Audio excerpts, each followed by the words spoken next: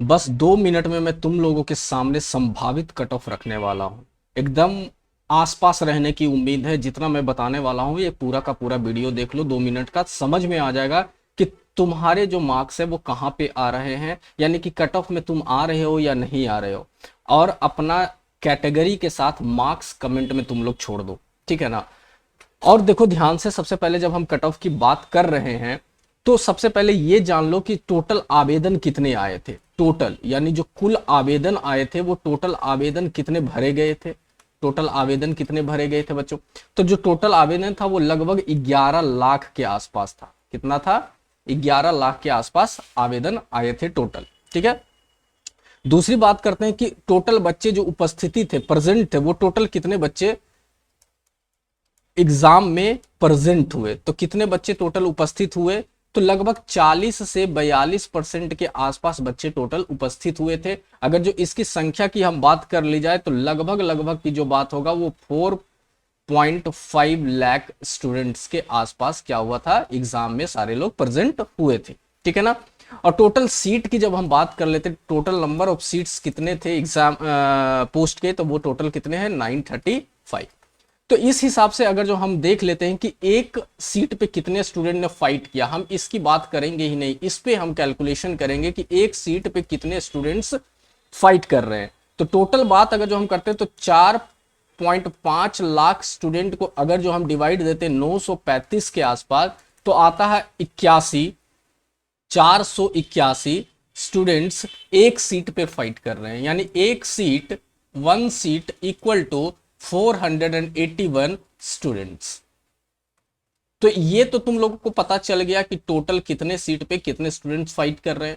अब हम cut off की बात करने वाले हैं, एक एक कैटेगरी के कट ऑफ की बात करने वाले हैं। तो ध्यान से देखना कि कट ऑफ कितना जा रहा है अप्रोक्सीमेट।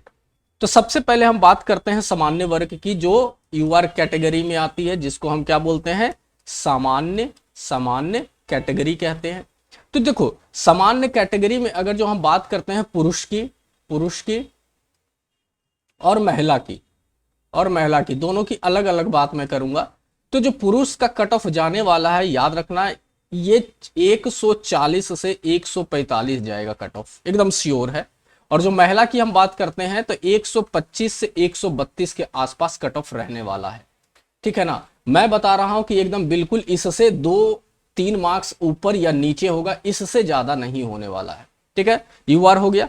अब जब हम बात करते हैं बैकवर्ड क्लासेस की, बैकवर्ड क्लासेस का मतलब होता है पिछड़ा वर्ग, पिछड़ा वर्ग। जो बैकवर्ड क्लासेस हैं, जो बीसी के बैकवर्ड क्लासेस हैं, उनके जो कट ऑफ पुरुष के रहने वाले हैं, जो पुरुष का कट ऑफ रहेगा वो 135 से 138 के मध्य रहने वाला है। मतलब ये संभावित कट ऑफ मैं बता रहा हूं, एग्जैक्ट नहीं बता रहा हूं, ये सारे के सारे संभावित कट ऑफ है, ठीक है।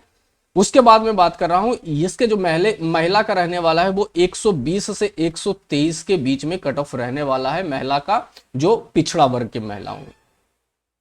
इसके पहले कि अगर जो तुम लोग अगर जो चैनल को सब्सक्राइब नहीं किया, चैनल को जरूर सब्सक्राइब कर लो, क्योंकि यहाँ पे मैं ऐसे ही अच्छे अच्छे फैक्ट्स तुम लोगों के लिए एडीओ से रिलेटेड, उसके बाद और भी एग्जामिनेशन से रिलेटेड मैं लेकर आता हूँ, ठीक है ना। और यहाँ पे कंपटीशन एग्जाम से रिलेटेड तैयारी भी करवाई जाती है। तो यहाँ हो गया हमारा पिछड़ा वर्ग की बात हमने कर ली। अब हम ईडब्ल्यूएस की बात करते हैं, ईडब्ल्यूएस। और तुम लोग अपने अपने मार्क्स को कमेंट में जरूर लिखो कैटेगरी के साथ। ईडब्ल्यूएस की जब बात करते हैं तो ये क्या हो गया हमारा? आर्थिक रूप से जो कमजोर बच्चे हैं उनका जो कट ऑफ होगा वो कितना कट ऑफ जाने वाला है। उनका जो कट ऑफ की हम बात करने वाले हैं, तो इनका जो कट ऑफ रहने वाला है वो 130 से 135 रहने वाला है, इसके मध्य संभावित रहने वाला है। और महिला की बात करते हैं तो महिला का यही रहेगा, 120 से 122 के आसपास कट ऑफ रहने की संभावना है, एक संभावित संभावना है, ठीक है। अब हम ईडब्ल्यूएस की बात कर लिए तो हम ईबीसी की बात करते हैं। ईबीसी की बात करते हैं जो अत्यंत पिछड़ा वर्ग है, अत्यंत, जिसको हम बोलते हैं पिछड़ा वर्ग, ठीक है ना। तो इसका जो कट ऑफ रहने वाला है वो 115 से लेकर 120 रहने वाला है पुरुष का, और महिला का जो रहने वाला है वो 110 से लेकर 115 के अराउंड रहने वाला है महिला का कट ऑफ। उसी की बात हम कर ले, एससी की बात कर ले, शेड्यूल कास्ट यानी अनुसूचित जाति, अनुसूचित जाति। अनुसूचित जाति की जब हम बात करते हैं तो इसका जो कट ऑफ रहने वाला है 110 से 115 के अराउंड रहने वाला है। और जब महिला की बात कर लेते हैं तो 105 से 110 महिला का कट ऑफ रहने की संभावना है। और एसटी की जब हम बात कर लेते हैं यानी अनुसूचित जनजाति, अनुसूचित जनजाति, तो अनुसूचित जनजाति का जो कट ऑफ रहने वाला है वो 105 से 110 रहने वाला है, अराउंड रहने वाला है। और फीमेल की बात करते हैं तो 100 से 105 के आसपास कट ऑफ रहने की संभावना है। ये जो मैं बता रहा हूं एग्जैक्ट कट ऑफ तो नहीं बता रहा हूं, सब mister A, mister B, mister C सब भरे पड़े हैं, सब अपने अपने कट ऑफ दे रहे हैं। लेकिन जिस हिसाब से मैंने बहुत सारे स्टूडेंट्स से राय ली, बहुत सारे स्टूडेंट्स के डेटा इकट्ठा किया और उसी के अनुसार मैं बनाया हूं ये सारा का सारा कट ऑफ, तो जिससे मुझे एक आकलन मिला है। और तुम लोग भी अपने अपने मार्क्स और कैटेगरी कमेंट में जरूर लिखो ताकि मैं और एग्जैक्ट डाटा लाकर तुम लोगों के सामने आ सकूं, ठीक है ना। तो ये कट ऑफ एक संभावित कट ऑफ है। क्या है? संभावित कट ऑफ है, एग्जैक्ट नहीं है, ये एकदम संभावित है, ठीक है ना, संभावित कट ऑफ है। तो ये रहने वाला है क्योंकि क्या हुआ था कि एग्जाम बहुत हार्ड, जीएस पेपर बहुत हार्ड पेपर था, जिसके कारण क्या हुआ कि बहुत सारे बच्चे एग्जाम में अपीयर ही नहीं हुए। सेकेंड शिफ्ट और थर्ड शिफ्ट में जो अटेंडेंस था वो बहुत कम गिर गया अटेंडेंस। जीएस पेपर बहुत हार्ड था। और मैथ्स और रीजनिंग की जब हम बात करते हैं, मैथ्स प्लस रीजनिंग की बात करते हैं, तो ये पेपर इजी था। बट सारे बच्चे टाइम मैनेजमेंट की वजह से ये भी नहीं कर पाए।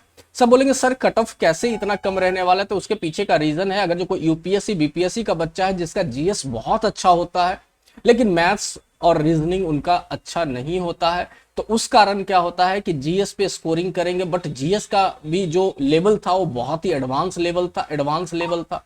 जीएस की बात करते हैं, जो हमारा फर्स्ट सिटिंग में पेपर था वो बहुत ही हार्ड लेवल था। सेकंड में आया तो थोड़ा सा लेवल अप हुआ, और थर्ड में लेवल अप नहीं हुआ, लेवल थोड़ा सा गिर गया। और थर्ड की बात करें तो लेवल और नीचे आ गया था जीएस पेपर का, क्योंकि उस स्टेटमेंट वाइज क्वेश्चन वो नहीं पूछ रहे थे। तो बच्चों ये है तुम्हारे एकदम बिल्कुल संभावित कट ऑफ, तो ये ध्यान में रखना है और हड़बड़ाने की कोशिश नहीं करनी है। बीपीएससी अपना आंसर की जारी करेगा, जिससे सब लोग अपना आंसर की में मार्क्स जरूर मिलाएंगे और मुझे कमेंट करेंगे ताकि मैं बता पाऊंगा एग्जैक्ट की क्या होने वाला है, ठीक है ना। चलिए मिलते हैं अपने नेक्स्ट वीडियो में, तब तक के लिए आप लोग अपना ख्याल रखिए और चैनल को सब्सक्राइब और अपने दोस्तों के साथ शेयर करना ना भूलें और वीडियो को लाइक जरूर करना। धन्यवाद। जय हिंद, जय भारत।